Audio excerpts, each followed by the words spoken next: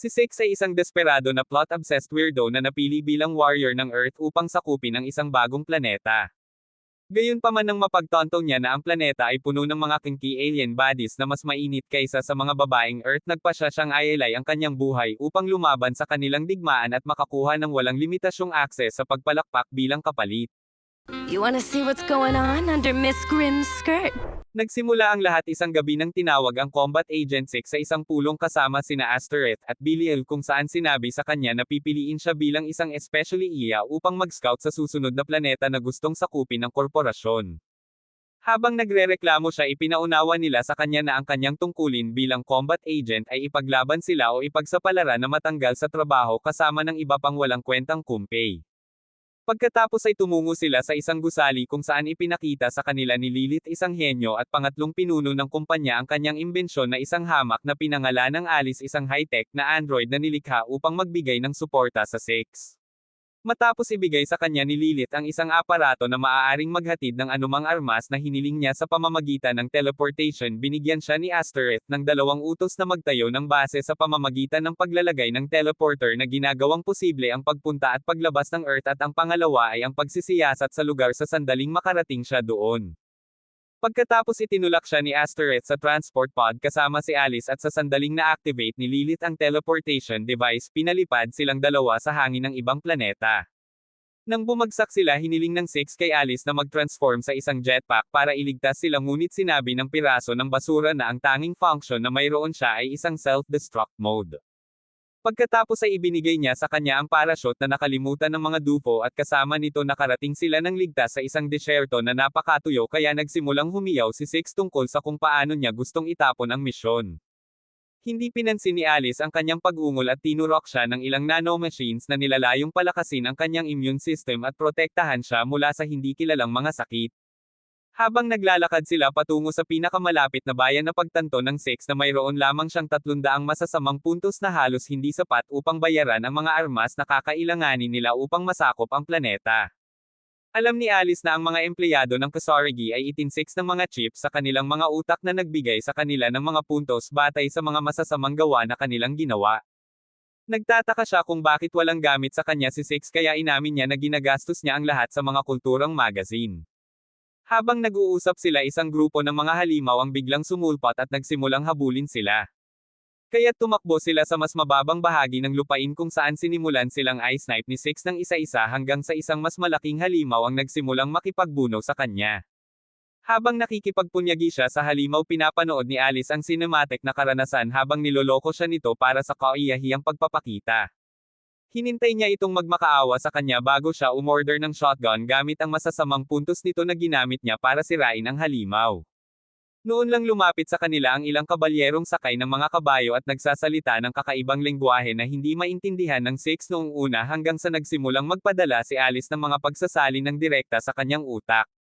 Nang makitang malamang na sila ay mukhang kaina-hinala, si Alice ay gumawa ng isang pipong backstory kung paano si Six ay isang dating general na nagkaroon ng amnesia at nagpatuloy tungkol sa kung paano ang kanilang mga ari-arian ay ninakaw ng mga bandido. Sa kabutihang palad para sa kanila, siya ay medyo pipi dahil binili niya ang kanilang kwento at ipinakilala ang kanyang sarili bilang si Snow, ang commander ng mga Royal Guard ng rehiyon. Napansin din niya ang mga patay na halimaw na kanilang pinatay, kaya inalok niya na kunin sila bilang mga sundalo sa ilalim ng kanyang pamumuno. Sa tulong niya, madali silang nakapasok sa lungsod at hindi nagtagal ay ipinakita sa prinsesa ng bansa na pinangalanang Tilis. Sa sandaling makita siya ni Six ang kanyang masamang pag-iisip, ay napalitan ang kanyang utak sa puding habang si Snow ay nakamasid sa takot. Ipinaliwanag niya kay Tilis kung paano nila pinatay ang napakaraming halimaw na naging dahilan upang magmakaawa siya sa kanila na ipaglaban ang kanilang bansa laban sa mga demonyo dahil kulang sila sa mga manlalaban. Sinabi niya na hinahabol ng mga demonyo ang kanilang lupain dahil ang isang malaking hayop na tinatawag na Sand King ay mabilis na ginagawang disyerto ang kanilang bansa bawat taon. Idinagdag ni Tilis na ang kanyang bansa ay natatalo sa digmaan at nakiusap sa Six na sumali sa kanilang panig. Pagkatapos ng meeting, dinala sila ni Snow sa labas kung saan nakakita sila ng isang legend-class artifact na maaaring magpaulan. Ipinaliwanag niya na ang maharlikang pamilya lamang ang maaaring magpatakbo nito sa pamamagitan ng pagdarasal minsan bawat taon. Gayunpaman, bigla itong tumigil sa paggana. Naintriga si Texas Alice sa device kaya humingi siya ng pahintulot na ayusin ito. Ilang segundo lang ang inabot niya para i-reboot ito at nang humiling ito ng bagong passcode nag-input si 6 nanograms sus passcode para mapahiya ng royal family ang kanilang mga sarili para ma-activate ito kaya binigyan siya ng 1 toneladang masasamang puntos. Sa kasamaang palad narinig ni Tilis ang kanilang pag-uusap kaya't sila ay itinali at dinala sa silid ng trono kung saan ipinaalam sa hari ang katangahan ng 6. Bago mautusan ng hari ang kanilang walang buhay nag-alok si Tilis na umarkila sa kanilang mga serbisyo na sinasabing ang kanilang kaalaman sa dayuhan ay maaaring magamit sa kanila. Nang gabing iyon ipinaalam ni Snow kay Six na isa na siyang marangal na kabalyero ng kaharian ng Grace na mamumuno sa isa sa kanilang mga grupo ng Interceptor at ipinahayag na siya ay magsisilbing executive officer at personal assistant ng kanyang unit. Pagkalipas ng ilang araw ang mga kabalyero ng kaharian ay nakikipag-sparring sa isa't isa ng ituro ni Alice na karamihan sila ay matatandang lalaki at nakababatang babae kaya't ipinahayag ni Snow na ang kanilang kaharian ay nawala ang karamihan sa kanilang mga kabataang lalaki sa pakikipaglaban sa mga demonyo. Tinanong ni Snow kung talagang sinadya ni Alice na sumali sa unit ni Six at sumagot siya na kaya niyang gawin ang anumang bagay bilang isang high-spec na android na siya at idinagdag na maaari pa niyang gampanan ang papel ng isang strategist at medic. Ibinigay sa kanila ni Snow ang mga resume ng lahat ng mga sundalo at sa lahat ng mga lumang hag sa roster nagpa siya sina Alice at Six na pumili ng 2 tao na nakita nilang kawili-wili. Ang isa sa kanila ay si Rose na nag-jojo pose habang ipinakilala niya ang kanyang sarili bilang artificial combat chimera at si Six ay tumugma sa kanyang enerhiya sa pamamagitan ng paggawa ng sarili niyang nakakalokong pose. Mula sa kanyang resume nalaman ng Six na kaya niyang makuha ang kapangyarihan ng anumang kinakain niya at kinumpirma niya na ito ay totoo ngunit sinabi na ito ay dapat na maraming karne. Sinabi rin niya na ang pagkain ng demonyong hayop ay magbibigay sa kanya ng kakaibang kapangyarihan nito at sinabi sa kanya kung paano siya nakakain ng mga kakaibang hayop tulad ng mga butiki na nagliliyab ng apoy at mga hayop na may isang sungay na naging dahilan upang siya ay maging isang masamang pagtatangka sa isang boss monster. Tinawag ni Snow ang kabilang pick na isang baldado na babae na nagngangalang Grim na agad na nagsimulang magtanong kay Six tungkol sa kanyang buhay pag-ibig at nag-aalok ng kanyang sarili upang maging isang kasintahan sa kanya. Six ang naglaro sa pamamagitan ng pag-advertise ng kanyang sarili bilang isang mas mahusay na bersyon ni Dwayne Johnson pati na rin ang pagiging single sa kanyang sarili. Inilabas niya ang impormasyon sa kanyang resume na nagsasabing siya ay isang wizard at sinabi niya na hindi siya isang wizard dahil kumukuha lamang siya ng kapangyarihan mula sa isang bagay na tinatawag na Great Zen-Ereth para magsagawa ng mga himala para sa kanya. Tinanong ng Six kung ano ang Zen-Ereth kaya ipinahayag niya na ito ang Diyos ng Undeath at kapahamakan kaya pinaniwalaan niya na ito ay isang masamang Diyos. Bigla siyang nagsimulang kumilos ng sus habang niyaya niya itong tingnan kung gaano kakipot ang daan ng kanyang piitan ngunit hindi man lang siya pinatapos ni Six sa kanyang pagsasalita bago itinaas ang kanyang harang upang ipakita ang isang itim na pinto na nagpahiya sa kanya. Sinubukan ni Snow na pangasiwaan ang koponan ngunit ipinaalala sa kanya ni Six na siya ang namumuno mula nang siya ay nabawasan at nagsimula silang mag-away hanggang sa hinang-asan siya ni Snow na saktan siya. Pinili ng Six na kunin ang kanyang mga piling tagagawa ng pera sa halip na nakakuha sa kanya ng ilang masasamang puntos gayunpaman malapit na niya itong putulin ng kanyang espada hanggang sa dumating si Tilly. Nang marinig niya ang nangyari pinagalitan ni Tilly ang Six bago isiwalat kung paano kumilos si Snow mula sa pagiging ulila sa mga slums hanggang sa pagiging kabalyero sa pamamagitan ng patuloy na pagsisikap. Kinagabihan nasa kanilang silid sina Alice at Six nang paalalahanan siya nito na huwag subukan ang anumang bagay sa kanya. Napagmasdan din niya ang isang lampara na gumagana ng walang kuryente na naging dahilan upang malaman niya ang kanilang uri ng teknolohiya. Nang iminungkahi ng Six na gumawa sila ng malaking bagay para makakuha ng hideout bilang gantimpala sumagot si Alice na natutuwa siyang hindi niya nakalimutan ang kanilang misyon ngunit binalaan siya na ang pagmamaliit sa kanila ay maaaring mapatunayang nakamamatay. Kinaumagahan si Six at ang mga batang babae ay nanood habang ang mga sundalo ay dumiretso sa kalaban na parang mga tanga at si Snow ay nagpatuloy tungkol sa kung gaano ito kagalang-galang na lumaban ng direkta. Nang tanungin niya kung ano ang ginagawa nila doon isiniwalat ng Six na ang kanyang intensyon ay durugin ang mga supply unit ng kalaban ngunit sinabi niya na ito ay isang duwag na hakbang dahil ang mga supply unit ay kadalasang binubuo ng mga demonyong mababa ang ranggo na hindi magbibigay sa kanila ng anumang kaluwalhatian kung matatalo nila sila. Nang ipaliwanag ni Alice kung paano pipilitin ng pagputol ng supply chain ang mga demonyo na umatras nagsimulang humiling si Rose na sumali sa laban na sinasabing sinabi sa kanya ng kanyang lolo na maaari siyang maging ultimate chimera kung kakain siya ng mas maraming demonyo. Hinarang nina Six at Alice ang isang grupo ng mga dambuhala na naghahatid ng ilang mga karwahe at wala ng buhay ang isang grupo sa kanila gamit ang kanilang mga armas bago binyantaan ang iba na magsisigawan. Sa puntong iyon naramdaman ni Rose na binyo-bully nila ang mahihina kaya sinabihan siya ng Six na kunin ang anumang gusto niya sa labi ng mga demonyo habang binibigkas ang talumpating mananakop na natutunan niya mula kay Gladiator upang takutin ang iba pang mga demonyo. Ginamit ni Rose ang kanyang apoy na hininga upang i-barbecue ang ilan sa mga demonyo ngunit bago siya makapagsimulang magpista isang mataas na ranggo na demonyo ang nagpakita na nakasakay sa isang nilalang na tinatawag na Griffin. Bumaba siya para harapin si Six ngunit agad na kinuhaan siya ng pipong birhen para sa kanyang late night arm workout habang ipinakilala niya ang kanyang sarili bilang isa sa 4 na piling tao ng demonyo. Sinabi niya sa kanila na hahayaan lang niya silang mabuhay kung iiwan nila ang mga supply at agad na hiniling ng Six na tawagan ito sa isang araw dahil si Hein ay tila napakalakas para sa kanila ngunit tinawag siya ni Alice na walang gulugad na tanga. Nang imbitahan siya ni Hein na magtrabaho para sa Panginoon ng Demonyo at idinagdag na pinapayagan na gawin ang sinumang babae na gusto niya sa kanyang personal na baby maker agad na tumiklop si Six ngunit pinabalik siya ni Alice sa katinoan sa pamamagitan ng isang sipa. Tinanggihan ng Six ang kanyang alok at hinamon si Hein sa isang labanan kaya pinasabog niya ito ng kanyang asul na apoy. Iniwasan niya ang pag-atake at sinabing luto siya dahil mas marami siya ngunit nang hilingin niya kay Snow na salakayin siya nagbigay siya ng isang hanggal na dahilan na sinasabing ang kanyang apoy na espada ay ang maling elemento na humarap sa kanya. Umatras din si Rose sa laban dahil ayaw niyang masunog ang anumang bagay na gusto nilang iuwi at napatunayang walang kwenta rin sina Alice at Dream. Six na umiwas pa sa mga pag-atake ni Hein habang iniiwasan din ang mga pag-atake ng Griffin at sa wakas ay nagpasya si Alice na tumulong sa pamamagitan ng pagbaril sa Griffin gamit ang kanyang shotgun.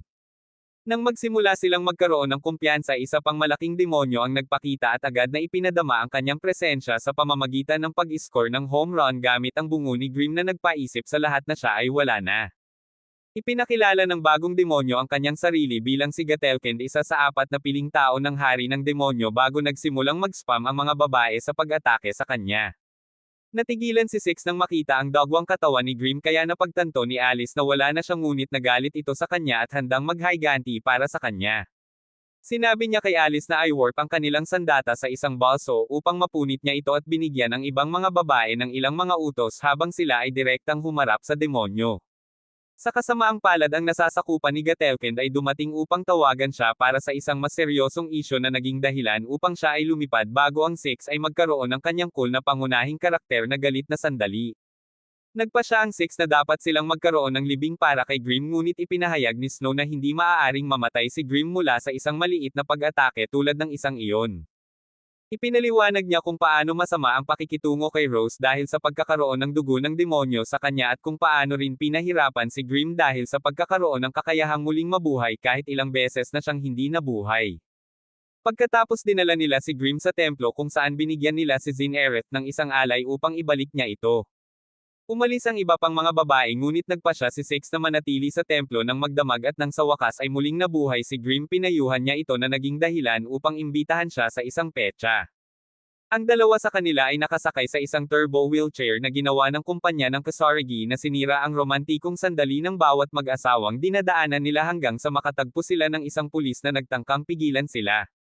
Matapos ang hindi matagumpay na pagsisikap na gumamit ng isang nahihilo na spell upang maalis ang pulis kailangang ipaliwanag ni Grimm na ang kanyang sumpa ay nagbibigay ng kanyang kapangyarihan kapalit ng kanyang kawalan ng kakayahan na magsuot ng sapatos. Kinabukasan ng hari ay nakikipagpulong sa mga kabalyero ng kaharian ng Gracia kung saan ipinaalam nila sa kanya na ang mga demonyo ay umatras sa kanilang hukbo sa gabi. Sinubukan nilang alamin kung bakit nila ginawa iyon hanggang sa nagpakita si Six at nagpas siyang mag-or ng farm sa pamamagitan ng pagsisiwalat na siya ang may pananagutan. Isang pangit na matandang umut-o na strategist ng hukbo ang nagsimulang magsalita ng masama sa Six na nagsasabing ang kanyang hukbo ay walang iba kundi mga babae at taong may mababang dugo ngunit nakatulong lamang iyon sa Six na ipagmalaki ang katotohanang nagawa nilang sunugin ang mga supply ng tren ng demonyo. Ang isa pang matandang kabalyero ay nagtanong kung paano kailangang gawin iyon kaya ipinaliwanag ng Six na ang hukbo ng demonyong hari ay magiging toast ng walang pagkain at tubig gaano man sila kalakas at nagpatuloy sa paglunok sa matandang strategist sa harap niya. Pagkatapos ay binanggit ng hari ang isang bagay tungkol sa isang pinili na sinabi ng mga alamat ng kaharian na magliligtas sa kanila at idinagdag ni Tilis na ang isang taluktok ay lilito sa mga kamay ng napili na magbibigay sa kanya ng kapangyarihan upang sa huli ay talunin ang Panginoon ng demonyo. Inilabas ng Six ang kanyang mga guwantes upang ipakita ang isang lugar sa kanyang kamay at sinabing siya ang napili ngunit pinatay ni Tilis ang kanyang sigasig sa pamamagitan ng pagsisiwalat na ang nasa kanyang kamay ay isang nakamamatay na insekto na ang lason ay agad na pumapatay. Nagtataka siya kung bakit hindi siya patay at napagtanto niya na dahil ito sa mga nanomachines na iniksyon sa kanya ni Alice kaya nagsimula siyang mag-claim na muli siyang napili.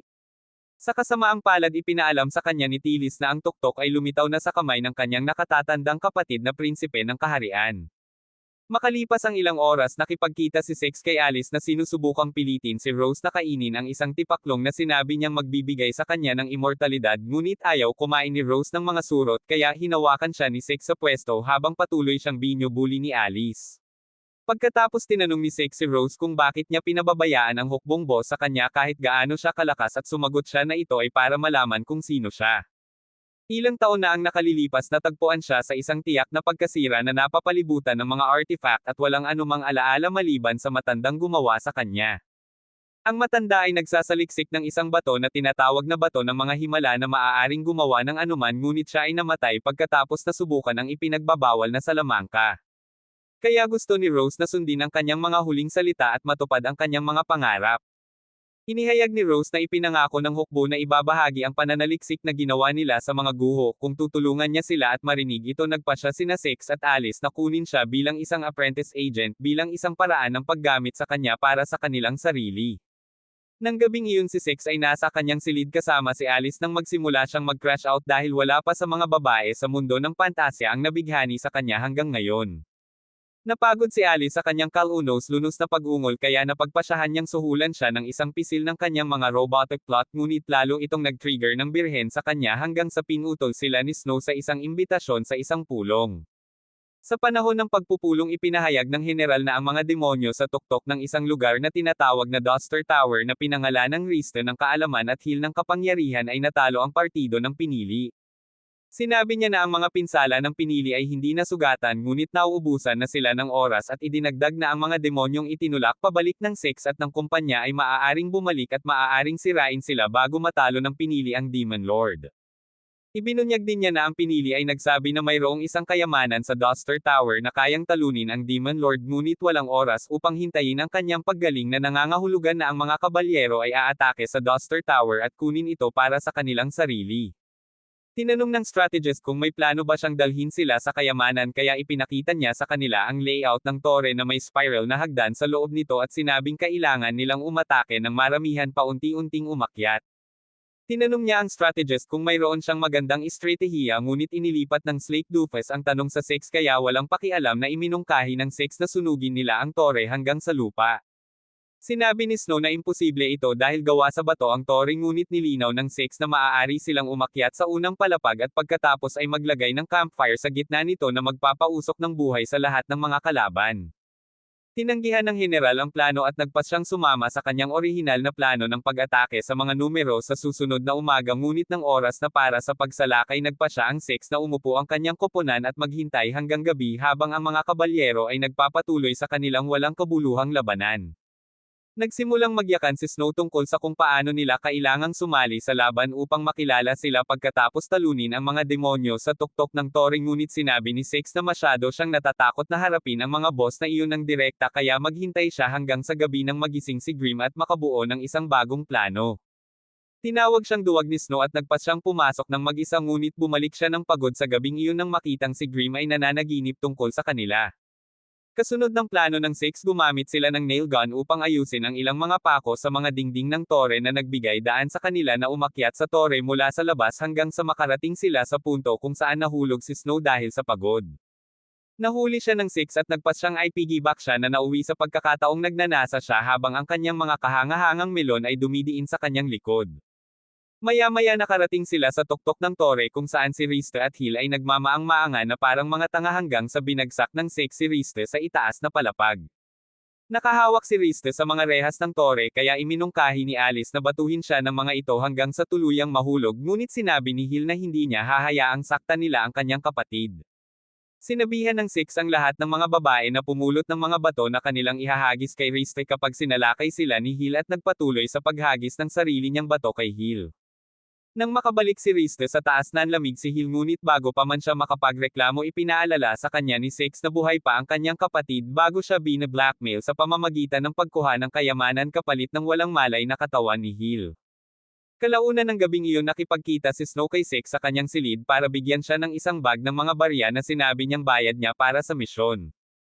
Tinanong niya kung magkano ang halaga ng ginto at ibinunyag niya na sapat na iyon para mabuhay ng maluho ang isang buong pamilya sa loob ng isang taon kaya sinabi ni Six kay Alice na titigil na siya sa pagiging especially iya para manatili siya doon magpakailanman.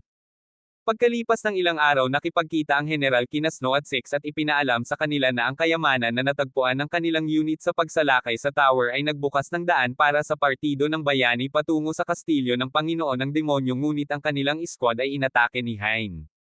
Itinalaga sila ng General na pangasiwaan ang mga leader ng demonyo simula sa Elite Four at si Snow ay nasa sabik tungkol dito dahil magdadala ito sa kanila ng maraming pera at pagkilala gayunpaman si Six ay nag-aalinlangan tungkol dito dahil napagtanto niya na lahat ito ay bahagi ng mga pukana ng Doofus strategist para mapahiya siya.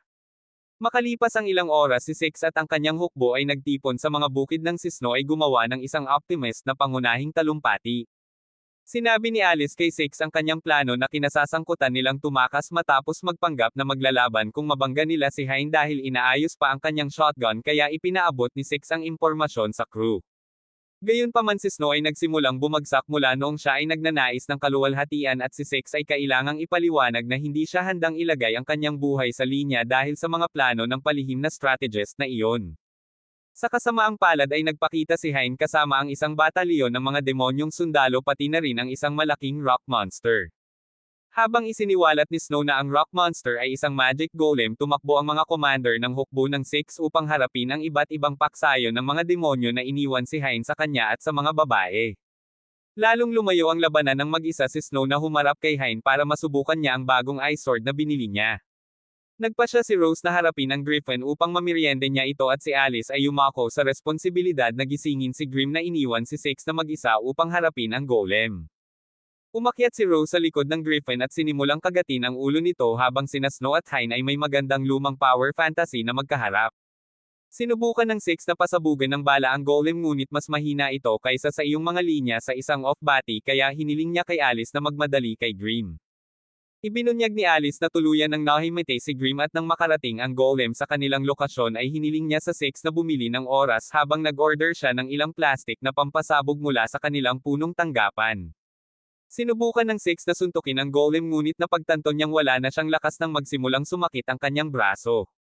Sinundan niya ito ng isang sipa ngunit hindi rin nag-iiwan ng bukol sa golem habang tinangka nitong hampasin siya na parang langaw. Nagawa niyang hawakan ang mga braso nito at tinanong kung bakit mas matagal ang paglipat kaysa sa karaniwan kaya ipinahayag ni Alice na oras na ng tsaa sa kanilang HQ. Dahil sa desperasyon nagpa siya si Six na i-release ang kanyang mga limiter at binalaan siya ng system na ang isang minutong limit break ay mangangahulugan ng isang cooldown period ng isang buong 3 minuto ngunit hinihiling pa rin niya ito kaya na-activate nito ang paglabas ng limitasyon. Ang mga guhit sa suit ni Six ay kumikinang na asol habang nakakuha siya ng sapat na sobrang lakas upang iangat ang buong golem na nagpapahintulot kay Alice na mag-checks ng mga bagong dating na pampasabog sa katawan nito. Inihagis ng Six ang golem sa hangin at ito ay sumabog sa mabatong mga piraso na nagpagising kay Grim sa pamamagitan ng paghampas sa kanyang mukha. Sinabihan ng Six ang mga batang babae na protektahan siya dahil hindi siya kumikilo sa loob ng 3 minuto at dumating si Hein kaya sinubukan niyang huminto ng oras sa pamamagitan ng pakikipag-usap sa kanya. Tulad ng isang tipikal na pipong birhen ang unang itinanong niya ay ang uri ng pagkain na kanyang kinakain upang lumaki ang kanyang mga pagawaan ng gatas at ito ay nagpagalit sa kanya ng labis na siya ay nagpasabog sa kanya na nauwi sa pagkatumba ni Rose. Sinabi ni Hein na si Snow ay isang pagkabigo at tunay na siya ay dahil tumakbo siya sa paligid ng larangan ng digmaan habang umiiyak tungkol sa kung paano natunaw ni Hein ang kanyang bagong talam ng yelo. Tahimik na ibinalita sa kanya ng Six na hindi siya makagalaw ngunit tulala siyang sumigaw dito ng malakas bilang tugon na nagpapahintulot kay Hein na tanggapin ang kanilang suliranin at magpas siya na tapusin sila sa isang malaking pag-atake ng apoy. Nag-charge si Hai ng napakalaking bola ng apoy ngunit bago niya ito mapaputok nakakagulat na pumasok si Grimm sa pamamagitan ng pag-immobilize sa kanya gamit ang isang sumpa bago matapos ang panahon ng cooldown ni Six at muli siyang nakagalaw. Pinuri niya si Grimm sa pagiging kapaki-pakinabang minsan at nagmarcha patungo kay Hein upang hampasin siya ngunit hinikayat siya nito sa pamamagitan ng pangakong babayaran siya ng 3 beses ng kinikita niya sa kaharian ng grasya. Nang muli siyang makagalaw ibinalita niya ang lahat ng iba't ibang uri ng so creature na umiral sa mundo ng demonyo na maaaring matupad ang mga pangarap ni Six at malapit na itong sumama sa kanya bago tumalon si Snow at sinubukang hiwain ang kanyang ulo. Umiwas si Hein ngunit napagtanto niya na ang slash ni Snow ay nagbigay daan na sa kanila na kumuha ng mahalagang alahas na nasa kanyang katawan na ipinahayag ni Grimm na isang makapangyarihang magic catalyst na pinangalanang Magicite. Tinanong ng Six kung ano ang mangyayari kay Hein kung wala ito at ibinunyag ni Grimm na hindi niya magagamit ang sapat na kapangyarihan upang maging isa sa Elite Four kaya napagtanto nila na natalo siya. Sinamantala ng Six ang pagkakataong mag-rack up ng mga masasamang punto sa pamamagitan ng pagkuha ng milyon-milyong larawan ni Omnifen ni Hein habang ang mga nakapaligid na demonyo ay nakatingin sa gulat. Masama ang loob ni Rose para sa kanya kaya iminungkahi niyang ibalik nila sa kanya ang Magicite ngunit tumanggi ang Six at sa halip ay nagpa siya na troll Hein sa pamamagitan ng paglalagay ng Magicite sa kanyang Excalibur na pinilit siyang umatras dahil sa kahihiyan. Kalaunan ng gabing iyon nagdiwang hanggang habang nagpipiesta sa ilang pagkain at beer at nagsimulang kumilos si Snow bilang sassy dahil tumanggi siyang kilalanin si Six bilang kanyang commander kaya inakusahan siya nito bilang isang sunere na galit sa kanya. Pagkatapos ng kanilang party ibinaba ni Snow si Six sa kanyang silid at nagsimulang maglakad palayo habang sinasabing isang araw ay mamamatay si Six. Sa kasamaang palad ang strategist ay nagkataong nasa lugar at narinig niya ang kanyang maliit na bulungan tungkol sa pagtatapos ng Six kaya binigyan niya siya ng isang gawain na patunayan na si Six ay isang especially iya kapalit ng isang pwesto sa Royal Guards. Binigyan siya nito ng espesyal na bonus sa sweldo na magiging dahilan para puntahan niya si Six ngunit sa kanyang pagpunta sa kanyang silid na alala niya ang lahat ng oras na magkasama sila at nagpas siyang talikuran ang alok ng strategist. Nang makarating siya sa pintuan ni Six nakita niya itong nag-uusap tungkol sa kung paano niya kailangang bumalik sa kanyang spy mission na makakuha ng hideout bilang gantimpala para sa kanilang mga pagsisikap at natigilan siya kaya nabitawan niya ang bag ng mga barya bago tinanong kung ano ang ibig niyang sabihin ng especially iya. Sinubukan ng Six na magbigay ng nakakalokong sagot gaya ng nakasanayan ngunit walang anumang kalokohan si Snow habang seryosong nagtanong ito sa kanya para sabihin kung sino siya. Hiniling niya sa kanya na umalis sa kaharian sa isang lugar kung saan hindi na niya ito makikitang muli na ang pinakamaliit na magagawa niya dahil sa kung paano niya pinrotektahan ang bansa. Makalipas ang ilang oras sinasanay ni Snow ang kanyang squad at naisip niya kung paano siya ibinalik ng strategist sa Royal Guard kasama sina Rose at Grimm iniisip na dahil sa kanya kaya umalis si Six. Dumating sina Grimm at Rose upang ipaalam sa kanya na may kakaibang paggalaw sa hukbo ng Demon Lord na nagmungkahi na maaari silang umatake sa susunod na mga araw. Si Snow ay nagkaroon ng flashback ng Six at Alice sa naunang drama at napagtanto na hindi niya ito narinig. Samantala dumating sina Six at Alice sa isang inn kung saan iminungkahi niyang tapusin nila ang kanilang huling misyon na iset up ang kanilang teleporter at i-connecte ito sa Earth. Sinabi ni Alice na ipapadala nila ang kanilang mga ahente upang salakayin ang bansa sa sandaling handa na ang pag-set up at sumagot ang Six na ang Demon Lord ay hindi makakapantay sa kapangyarihan ng Kasaragi. Sinabi ni Six na magiging madali ang misyon ngunit nagsimula siyang malungkot nang maalala niya si Snow at ang mga babae at sinubukang gawin itong cool sa pamamagitan ng pag-arte na parang sawa na siya sa mundong iyon. Sinabi ni Alice na sisimulan niya ang proseso sa pamamagitan ng pagsasama-sama ng teleporter ngunit ipinahayag na aabutin ng isang buwan para maging matatag ang face space bago sabihin sa kanya na pumunta at magsaya sa isang lugar. Sinabi niya kung paano may plano ang hukbo ng Demon Lord at sinabing napin daw ng Chosen One ang isa sa Elite Four na nagpapahiwatig na sinasamantala ng hukbo ng Demon Lord ang kanyang pagkawala sa bahay sa pamamagitan ng pagpaplano ng malaking pag-atake sa kanilang kaharian. Nagsimulang magdiwang ang Six na parang weasel kaya isiniwalat ni Alice na pinaalis siya ni Snow ng tahimik bilang gantimpala sa pagligtas sa kanya dahil walang buhay ang mga especially iya kapag nahuli sa karamihan ng mga bansa. Nang maglaon ng gabing iyon nag-stack up ng aura points si Six sa pamamagitan ng paggawa ng sauce dance move sa harap ng mga random na babae hanggang sa nakilala niya ang isang partikular na babae na mas wild pa kaysa sa kanya habang sinusubukan niyang painan siya para salakayin ang kanyang piitan. Six na patuloy na nagsisikap na makakuha ng masasamang puntos mula sa kanya hanggang sa nagpakita si Snow at pinagalitan siya sa pagiging isang kilabot.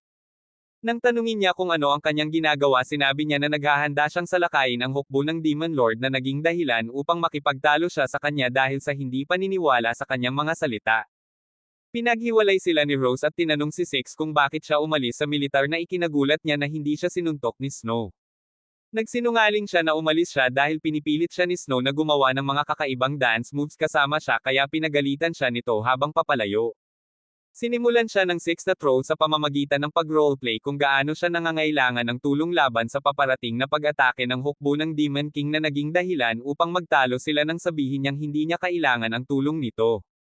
Kinabukasan namimili si Six sa palengke nang magsimulang kumalat ang mga tao ng mga baliw na chismis tungkol sa kanya at nakakita siya ng mga wanted na poster sa mga dingding na tinawag siyang Zipperman.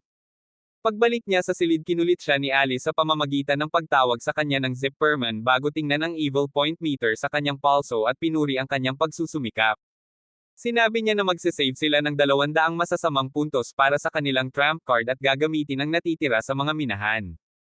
Ang kanyang plano ay mag-chicks ng ilang landmine sa landas ng pag-atake ng Demon Lord Army upang maantala ang mga ito at magdamag silang nag-aayos ng mga minahan sa lugar.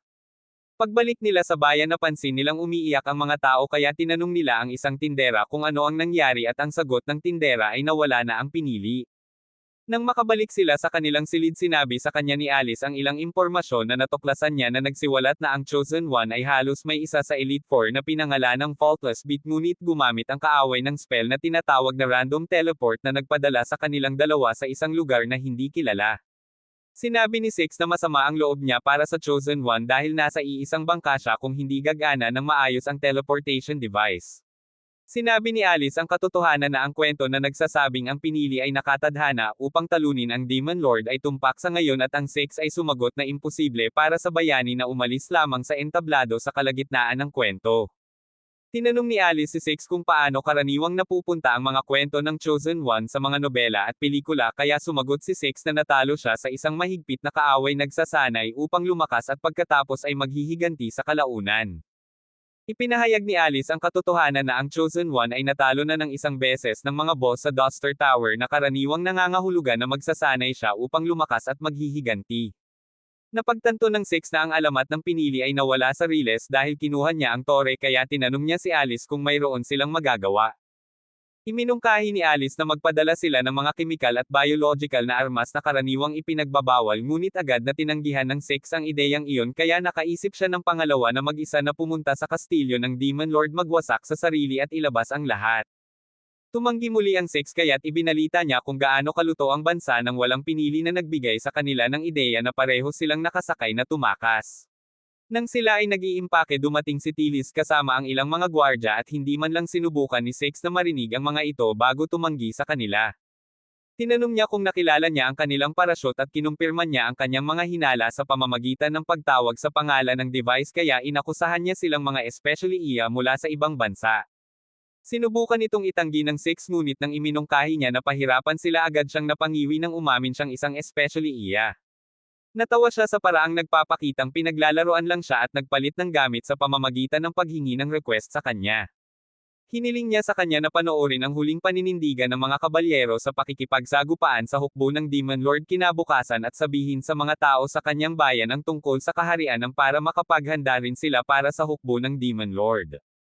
Pagkaraan ng ilang sandali, sina Six at Alice ay muling nag-iisip ng kanilang mga planong tumakas sa isang balkonahe nang sila ay sinamahan ni Snow at ng mga babae.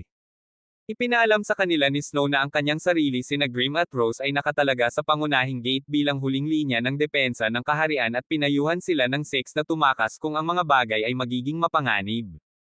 Tumanggi si Snow sa pagsasabing mas gugustuhin niyang walang buhay kaysa tumakas, ngunit ang dalawang kalokohan na nakatalaga sa kanya ay higit pa sa handang tumakbo upang itapon sila kung bibigyan ng pagkakataon. Habang pinagtatawanan na sila ni Six ay muli na naman siyang pinag-awayan ni Snow kaya napagtanto ni Rose na palagi silang nag-aaway dahil gusto nila ang isa't isa. Nang sumunod na araw, dumating si Hein sa kaharian kasama ang isang malaking grupo ng mga demonyo at nakikipag-chat siya kay Gatelkind nang biglang bumagsak ang kanilang mga batong golem sa lupa. Inutusan niya ang kanyang hukbo na ihinto ang kanilang pagmarcha ngunit natalo pa rin sila. Naramdaman ni Hein ang kakaibang magic power na naging kanyang Magi Sight Crystal at bumaba siya para kunin ito. Kasabay nito ipapakita na sana ni Teal sina Six at Alice ang kanyang mahika nang biglang may lumitaw na usok sa di kalayuan na naging dahilan upang makakuha ng masasamang puntos si Six. Makalipas ang ilang sandali sa wakas ay dumating si Hein sa lungsod kasama ang kanyang mga demonyo at mukhang katatapos lang niyang mag-sparring session kasama si Bakugo. Ang mga demonyo at ang mga kabalyero ay nagsimulang mag-square sa lungsod at si Snow ay nanunood mula sa isang mataas na lugar kung saan hiniling niya kay Grim na ihinto ang golem gamit ang kanyang sumpa. Sumagot si Grim na ang kanyang kapangyarihan ay maaabot ang kanilang pinakamataas sa loob ng isang oras bago ihayag na kinuha niya ang mga singsing mula sa bawat mag-asawa sa lungsod sa pamamagitan ng pagsasabi sa kanila na kailangan niyang magsakripisyo sa kanyang Diyos. Hiniling ni Hai na siyang nangunguna sa mga golem na harapin si Six ngunit nagpa siya si Grim na harapin siya. Gumamit si Grim ng sumpa na nagpatigil sa golem sa kanyang mga paa at sinubukan ni Hai na gumanti sa pamamagitan ng pag-atake ng apoy ngunit madali itong napatumba ni Rose. Sinubukan ni Grim na gumamit ng mas makapangyarihang sumpa para itatak ang mahiwagang kapangyarihan ni Hein ngunit hindi ito gumana dahil wala siyang sapat na lakas ng loob kaya nagpa siya siyang troll sa kanya dahil sa pagkakaroon ng mga melon na kasing laki ng baka. Nagpa siya si Gatelka na sumali sa party at sinalubong siya ni Rose ng isang sipa para lang magalit sa pader sa malapit. Nang sinubukan niyang patayin si Snow iniligtas siya ni Rose sa pamamagitan ng pagsabog sa kanya ng isang nag-aalab na pag-atake ng hininga na naging dahilan upang ibalik ni Gatelka ang kanyang pagtuon sa kanya. Dinaig niya si Rose ng mabibigat na pag-indayog gamit ang kanyang sandata ngunit nagawa niyang iwasan ang mga pag-atake nito at nagbigay ng isang heroic speech tungkol sa kung paano siya magpapatuloy sa pakikipaglaban sa kabila ng kanyang takot dahil sa mga sinasabi sa kanya ng kanyang lolo. Sinubukan ni Gatelka na tapusin siya sa pamamagitan ng isang malakas na hampas ngunit pinalihis ni Snow ang kanyang pag-atake bago humiling na harapin siya habang nanginginig sa takot. Pinigilan siya ni Grim at inalok na humarap sa kanya sa tabi ni Rose para bigyan siya ng pagkakataong tingnan si Six. Nagsimulang magpaputok ng combo attack sina Grim at Rose sa Gatelka na nagbigay kay Snow ng pagkakataong tumakas. Samantala sinubukan ng Six na tumakas kasama ni Tilly ngunit tumanggi siya habang sinasabi sa kanya na mang-aral tungkol sa kaharian ng biyaya. Sinabihan siya ng Six na gawin ito sa kanyang sarili at idinagdag na kahit na mamatay ang kaharian ang kanyang pagiging buhay ay nangangahulugan na nanalo sila bago nag-alok na palawigin ang royal bloodline sa kanya. Tumakbo sila pababa kung saan nakilala nila si Snow na nagpaalam sa kanila na si Hein Gatelka at Six Golems ay tumatakbong ligaw sa lungsod at sumagot si Six na kailangan nilang tumakas ng mabilis hanggat maaari. Ibinunyag ni Snow na sina Rose at Grim ang pumipigil sa kalaban at sinabing hindi na sila magtatagal bago makiusap sa kanya na tulungan sila. Nag-alok siya na ibigay sa kanya ang anumang gusto niya kapalit ng tulong nito ngunit pinayuhan siya ni Alice na huwag kunin ang kanyang alok at sa halip ay gamitin ang kanyang natitirang masasamang punto upang tulungan silang makatakas.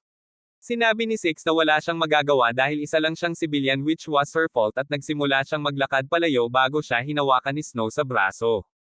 Napaluha siya nang ipahayag niya kung gaano siya kawalang silbi sa larangan ng digmaan at tinawag siyang commander habang nagmamakaawa sa kanya na iligtas sina Rose at Grim. Nagpa siya ang Six na manatili sa likuran at tulungan sila at sinimulan siya ni Alice na ngumunguya dahil sa pagiging isang walang gulugad na kontrabida ngunit sinabi niya sa kanya na tumahimik at umorder ng isang anti-material na rifle. Tinanong ni Snow kung ano ang kanilang ginagawa sa lugar na iyon kaya't ibinunyag niya na ang plano ay snipe sila dahil wala ng oras upang tumakbo pabalik sa gate. Sinabi ni Alice na wala silang sapat na puntos at pinagalitan si Six dahil sa pag-aaksaya ng mga puntos na nakalap nila sa mga kulturang libro. Dahil ito ay isang emergency, sinabi niya sa Six na makakuha ng ilang masamang puntos sa pamamagitan ng pagsuntok sa mukha ng hari ngunit pinigilan siya ni Show at Tillis.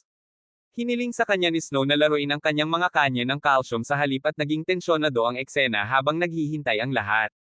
Napagtanto ng Six na ang paggawa ng kanyang hinihiling ay magiging consensual at sa makatuwid ay hindi magbibigay sa kanya ng anumang masasamang punto kaya't nahuli niya ang sukdulang pagkagulat sa pamamagitan ng pagkaladkad sa kanyang mga puting kabalyero sa halip na nakakuha sa kanya ng 1 toneladang masasamang puntos.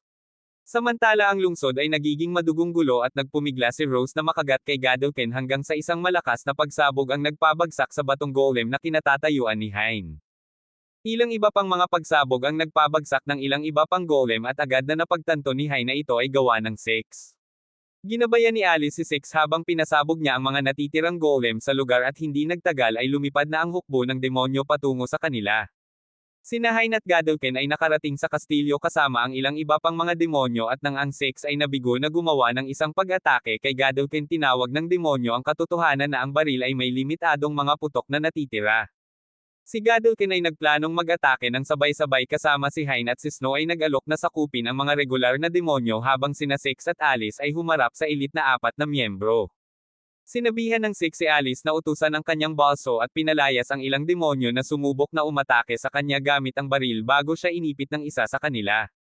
Iniligtas siya ni Snow sa pamamagitan ng paglasla sa ulo ng demonyo at kalaunan ay nagtagumpay si Alice na ibigay sa kanya ang balso. Gamit ito pinunit niya ang ilang demonyo at nagsasaka si Aura sa harap ng mga demonyo sa pamamagitan ng pagsasabi na ginamit niya ang ultimate technique na ito para hindi mabuhay ang maraming bayani. Inilabas ng Six ang kanyang mga limiter at nagpatuloy sa pagpunit kay Gadolkin sa 1,000,000 piraso sa isang kisap mata bago winasak ang iba pang mga demonyo gamit ang isang spinner attack na iniwan si Hein na masyadong nakatulala upang makagalaw. Hiniling sa kanya ni Snow na paghiwalayin din si Hein ngunit pinili niyang tumawag ng isang buwang tigil-tigilan sa kanya na sinang-ayunan niya habang lumilipad siya kasama ang kanyang mga demonyo. Tinanong ni Snow kung magandang ideya ang 1-month truce at sumagot si Six na sapat na oras ito dahil may ideya siya. Nang umalis sina Tilis at Alice sa silid, ginantimpalaan siya ni Snow para sa kanyang mga pagsisikap sa pamamagitan ng paghalik sa kanya at pagsasabi sa kanya na maglalaan siya ng oras upang malaman siya. Sa kasamaang palad, hindi nabasa ni Six ang isang silid upang iligtas ang kanyang buhay kaya nagsimula siyang magyakan muli ng ilang katarantiduhan tungkol sa kanyang katawan na nagpakiliti sa kanya kaya't hinailan niya ang kanyang espada sa kanya at ang kanyang cooldown phase ay natapos sa tamang oras upang payagan siyang tumakas mula sa kanyang masasamang pag-atake. Pagkatapos sina Six at Alice ay nakipagkita kay Tilis na nagpasalamat sa kanilang mga pagsisikap bago humiling kay Six na maging isang kabalyero muli. Sumagot si Six na tapos na siya sa night stuff na iyon dahil pagod na siya sa pag-aalaga sa mga kakaiba niyang alipores. Biglang sumulpot ang mga babae at nagsimulang makiusap sa kanya na manatili bago dumating din si Snow at nagtanong kung uuwi na siya. Nang makumpirma na sinadya niya, iminungkahi niya na siya ay maging isang mersenaryo at ngumiti siya habang nagpipitch ng bagong catchphrase para sa kanyang hitman agency. Makalipas ang ilang oras, nakipagkita si Six sa strategist at hinawi ang kanyang buhok gamit ang isang espesyal na torture tape bilang parusa sa pagtatangkang sirain siya. Sa kanilang paglabas ng lungsod, itinuro ni Alice na mayroon na ngayong negatibong 170 evil point ang Six at ipinaalala sa kanya na mapaparusahan siya kapag bumalik siya sa totoong mundo kasama ang mga numerong iyon. Tinanong ng Six kung ano ang maaari nilang gawin at sumagot siya na kailangan nilang manatili sa mundong iyon kahit na nakuha na nila ang kakayahang umuwi, ibig sabihin ay uuwi lamang sila kapag ang kanilang mga puntos ay bumalik sa positibo. Nang sabihin niyang mananatili siya sa kanyang mundo sa kanilang mundo, niyakap siya ni Six at sinabihan siya nito na humanap ng paraan para mabawi ang kanyang mga puntos na naging dahilan upang tumakbo siya sa bayan upang magdulot ng kaguluhan. Makalipas ang ilang araw, nasa video call si Six na may Starroth na nag-crash tungkol sa teleportation device na ipinadala niya sa kanya na may success rate na wala pang kalahati. Sinubukan niyang pakalmayan siya sa pamamagitan ng pag-aalok sa kanya ng bagong volume ng isang Konosuba ripoff manga ngunit sinabi niya na ang tanging paraan para makabawi ito sa kanya ay ang pakasalan siya. She asked what he meant by his previous report which said na hindi pa siya nakakauwi at ipinaliwanag niya na hindi niya kayang iwan ang mga cute niyang subordinate para umuwi dahil siya ang boss sa paligid. Hiningi niya ang mga pagpapalakas na ipinangako sa kanya ngunit sinabi niya na wala silang matitira dahil ang mga bayani ay naglunsad ng isang malakihang ganting salakay na nakakaapekto sa kanilang mga plano ng dominasyon sa mundo. Si Belial at Lilith ay nag-aaway din sa mga frontline ngunit ang mga bagay ay mukhang masama din para sa kanila. Sinabi ng isang Starroth na gusto nila siyang umuwi ngunit agad niyang tinanggihan ang alok sa pamamagitan ng pagsasabi sa kanila na iwanan ang mundong iyon sa kanya. Sinabi niya sa kanya na magsimulang tumuon sa pagsalakay kaya nagsimula siyang bumagsak muli habang nagtatanong kung paano niya magagawa ito nang walang suporta at kalaunan ay sinimulan siyang pahirapan sa pamamagitan ng pagpapakita ng kanyang tinutubuan na kawayan sa kanyang mukha. Pagkaraan ng ilang oras, isang humanoid tigre na nagngangalang Tiger Man na nagtrabaho din sa Kusaragi Company ay nagpakita at hinamon si Six sa isang sword fight ngunit ang kailangan lang ay isang indayog para sirain ang sandata ni Six. Hindi nagtagal bago dumating ang tunay na may-ari ng sandata, si Snow, na hinihiling na ibalik ang kanyang mga sandata at nilinlang siya ng Six sa pamamagitan ng paggawa ng isang pipong kwento tungkol sa kung paano nabasag ang espada sa isang labanan laban kay Madare na naging sanhi ng kanyang pag-iyak sa pagdadalamati. Nang makita ito ibinigay sa kanya ni Tigerman ang kanyang sandata at sa paanuman ay naging dahilan ito ng tuluyang pagkabigla sa kanya. Sa sandaling iyon nagsimulang tumunog ang mga kampana na nagpapahiwatig na mayroong pag-atake ng kaaway sa lungsod kaya sinabihan ng Six si Tigerman na bantayan ang kastilyo habang nagmamadali siyang pumunta sa eksena kasama sina Snow at Alice. Kalaunan ng gabing iyon ipinagdiriwang ng Six ang kanilang matagumpay na misyon kasama ang mga babae nang mapansin niya na may mga babae sa bar na nangungulila sa kanya. Nagsimula siyang maging isang risking ngunit bumalik siya sa realidad nang sinimulan siyang tawagin ng ilang brats na zipperman sa bintana. Pagkatapos niyang palayasin ang mga ito tinanong niya si Snow kung bakit nandoon pa rin siya sa kanilang unit sa kabila ng katotohanan na isa siyang Royal Guard muli at ibinunyag niya na ito ay dahil hiniling sa kanya ng prinsesa na panoorin siya ng personal.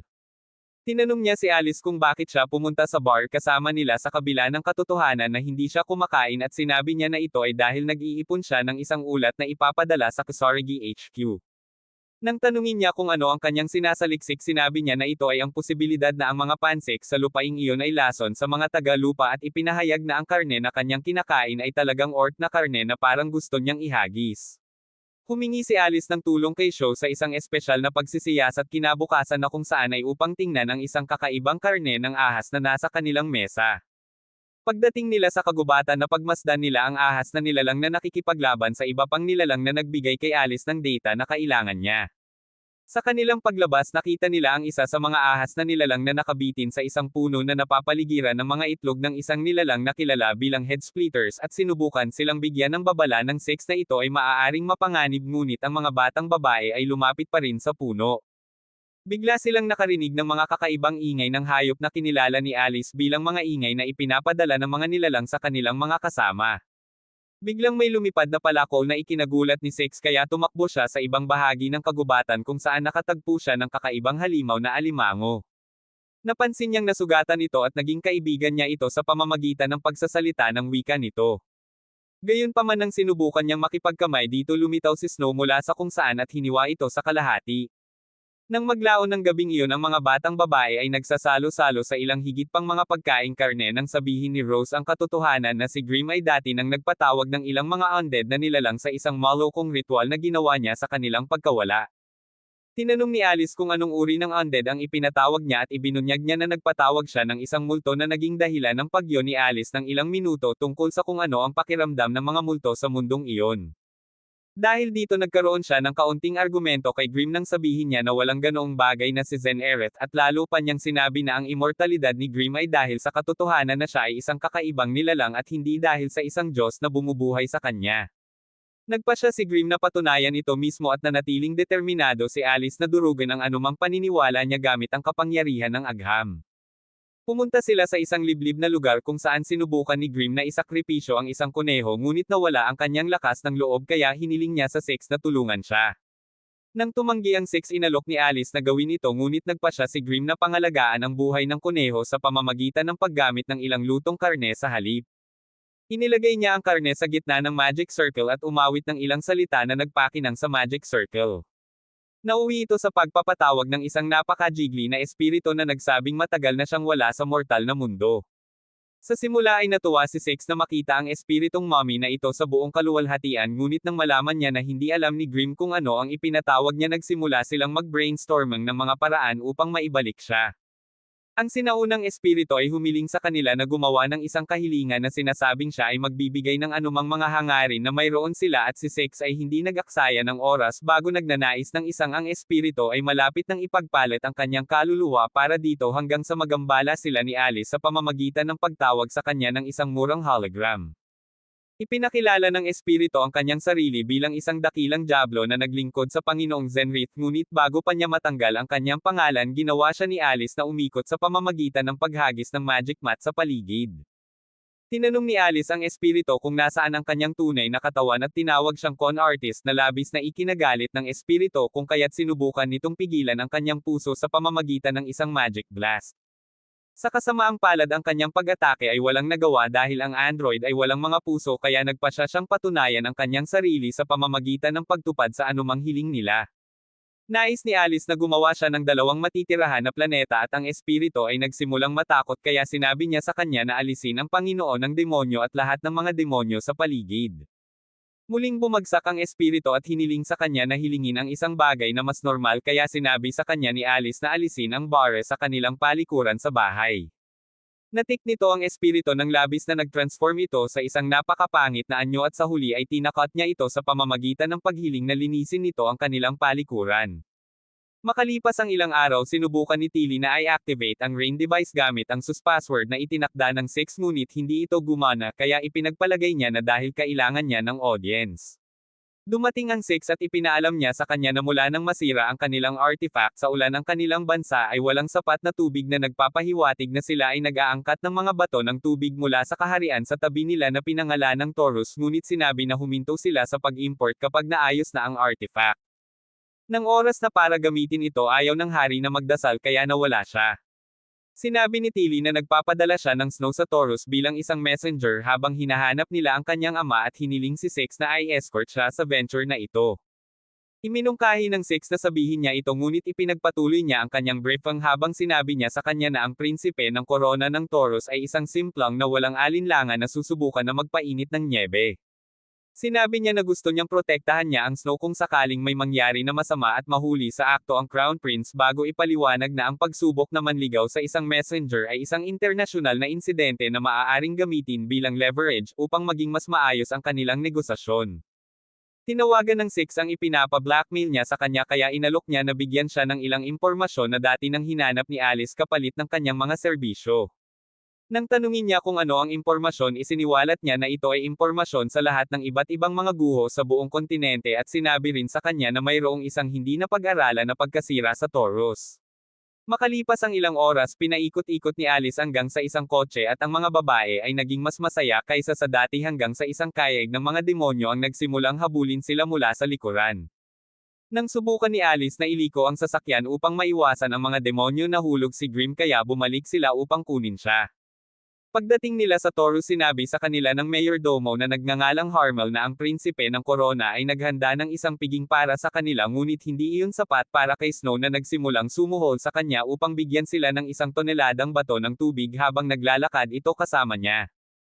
Pagdating nila sa palasyo nagbihis sila ng mag-agarang damit at pumunta sa isang party kung saan agad na nagsimulang ipakita ng mga babae ang kanilang mga malokong personalidad. Sinisikap ni Grim na palamigin si Harmel habang si Rose ay pinupuno ang kanyang mukha ng bawat karneng ulam na makukuha niya. Gayunpaman ang tunay na problema ay si Snow na gumawa ng isang palabas sa pamamagitan ng pag-anunsyo ng kanyang mga plano na maging reyna ng kanilang kaharian sa pamamagitan ng pakikipagsamahan kay Angel upang siya ay yumaman habang buhay. Iminungkahi ni Alice na sabihin nila kay Snow na ang prinsipe ay malamang na isang lalaki na kasing pangit ng isang kontrabida sa One Piece ngunit sinabi ni Six na mas gusto niyang panoorin ang kanyang mga pangarap na madudurog ng direkta kapag nakilala niya ito ng harapan.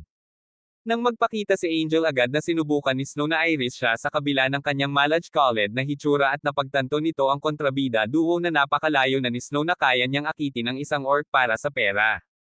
Angel put a wrench in Snow's romance moves by bringing up the fact that she came to talk about Waterstones and when she tried to deny it he claimed that he can't try anything sus with her dahil alam niyang magdudulot ito ng international incident.